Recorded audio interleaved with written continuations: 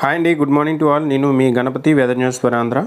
So ఇక్కడ మనం చూడొచ్చు ఈరోజు వెదర్ రిపోర్ట్ ఎలా ఉందో, ఎక్కడెక్కడ ఎంత మొత్తంలో వర్షాలు పడతాయనే విషయాన్ని ఒకసారి సో ఇక ఈరోజు వెదర్ రిపోర్ట్ చూసుకుంటే ఎర్లీ మార్నింగ్ నుంచి మనకి ఎంటైడ్ ఉత్తరాంధ్రలోని శ్రీకాకుళం, విజయనగరం, విశాఖపట్నం జిల్లాలో చూసుకుంటే, అదేవిధంగా మనకి ఎంటైడ్ దక్షిణ కోస్తా, రాయలసీమ మొత్తం ఎంటైడ్ చూసుకుంటే మనకి ఎక్కువ మొత్తంలో క్లౌడ్స్ అయితే ఈరోజు లైట్గా ఉన్నాయని చెప్పేసి చూడొచ్చు. ఇక పొద్దుటూరు, పులివెందల, అదేవిధంగా హిందూపూర్లో మనకైతే డీప్ క్లౌడ్స్ అయితే ఎర్లీ మార్నింగ్ నుంచి రావడం జరిగింది. సో అంతకుమించి మనకైతే ఎటువంటి వర్షం అయితే ఎర్లీ మార్నింగ్ లేదని చెప్పేసి చూడొచ్చు. అక్కడక్కడ పులివెందల, పొద్దుటూరులో మనకి లైట్ క్లౌడ్స్ ఉన్నాయి కాబట్టి అక్కడ జస్ట్ తుప్పర్లు పడే అవకాశం, మంచు తుప్పర్లు పడే అవకాశం అయితే ఉంటుంది. అంతకుమించి ఎక్కడా కూడా ఎటువంటి వర్షం అయితే లేదని చెప్పేసి చూడొచ్చు అనమాట. సో ఆల్రెడీ మనం 17, 18, అదే 20, 21 తేదీల్లో ఏదో ప్రళయం వచ్చి ముంచేస్తుంది, ఆల్రెడీ ఒక తుఫాన్ వచ్చి కొట్టేస్తుంది అని చెప్పేసి మన యూట్యూబర్స్ అయితే చెప్పడం జరుగుతుంది. సో దయచేసి ఫ్యాక్ న్యూస్ని ఏదైతే ఉంటుందో ఆ న్యూస్ని ప్రచారం చేయకండి. దయచేసి మీ సౌలభ్యం కోసం, మీ డబ్బుల కోసం ఆ విధంగా చేయడం వల్ల రైతు సోదరులు ఆల్రెడీ దెబ్బతిని ఉన్నారు.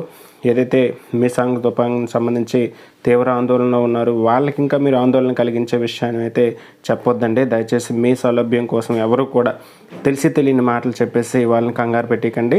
సో ఇది మాత్రం గమనించగలరు. మా తోటి యూట్యూబర్స్కి అయితే చెప్తున్నాను, ఈ ఎంటర్టైన్మెంట్ మీ ఇష్టం, మీరు చేసుకోండి, దానిలో సంబంధం లేదు. కానీ ఇటువంటివి మీరైతే ఫేక్ న్యూస్ని అయితే ప్రచారం అయితే చేయొద్దని చెప్పేసి విన్నపంగా చెప్తున్నాను. సో మీరు కూడా యూవర్స్ కూడా దయచేసి మనల్ని ఫాలో అవుతున్న ప్రతి యూవర్కి నేను చెప్పే విజ్ఞప్తి ఏంటంటే, దయచేసి మనల్ని ఫాలో అవ్వండి. అదేవిధంగా న్యూస్ ఛానల్లో వచ్చినటువంటి ఏదైతే ఐఎండీ, ఇండియన్ మెట్రాలజికల్ డిపార్ట్మెంట్ వారు ఇచ్చిన స్టేట్మెంట్ని మాత్రమే మీరు నమ్మండి. అంతకుమించి ఇంక దేన్ని నమ్మకండి. ఎందుకంటే యూట్యూబర్స్ వాళ్ళ సౌలభ్యం కోసం పెద్ద తంబనైల్స్లో బేవత్వాన్ని సృష్టిస్తుందని చెప్పేసి ఇస్తారు. సో అది అదైతే 100% కాదండి. ఎటువంటి చూశారు కదా నిన్న 16, 17 రోజు ఎక్కడండి తుఫాను ఏది వచ్చింది?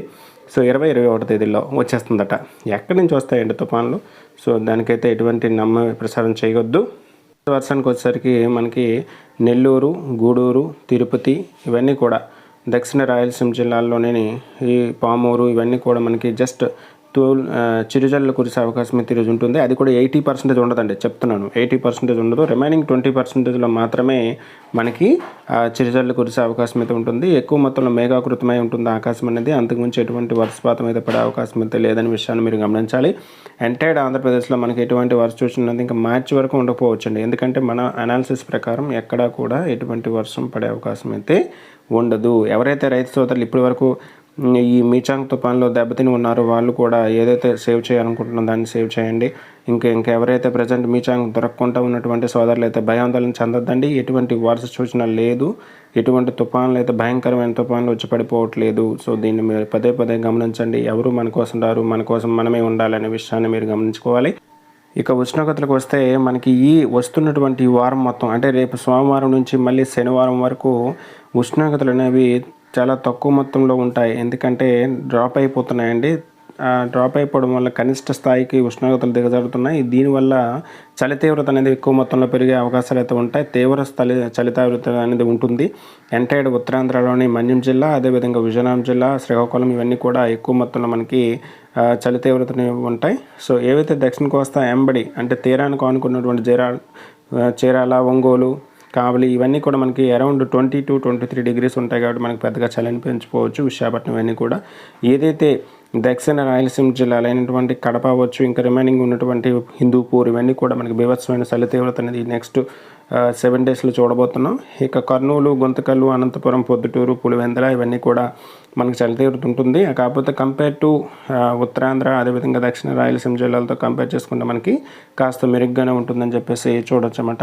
ఎవరైతే పర్యాటక ప్రదేశాల్లో వెళ్ళాలనుకుంటున్నారో లంబసింగి, అదేవిధంగా అరకు వ్యాలీలో మనకి 9, 6, 8 degrees వద్ద ఉష్ణోగ్రతలు నమోదవుతున్నాయి. అదేవిధంగా మనకి అక్కడ ఎక్కువ మొత్తంలో చలితో కూడినటువంటి మంచు ఎక్కువగా పడే అవకాశం ఉంటుంది. కానీ పర్యాటకులకి ఇది చాలా ఆహ్లాదకరమైనటువంటి ప్రదేశాలు అని చెప్పేసి చూడొచ్చు. ఎవరైనా పర్యాటకులు ఉంటే వెళ్ళొచ్చు అనమాట. సో ఇది ఫ్రెండ్స్ ఇప్పటివరకు ఉన్నటువంటి వెదర్ అప్డేట్స్. రేపు వెదర్ అప్డేట్లో మళ్ళీ కలుద్దాం. Thank you to all. మీ Ganapati, weather news for Andhra. నిజాన్ని నమ్మండి, నిర్భయంగా ఉండండి. Thank you to all. మీ గణపతి.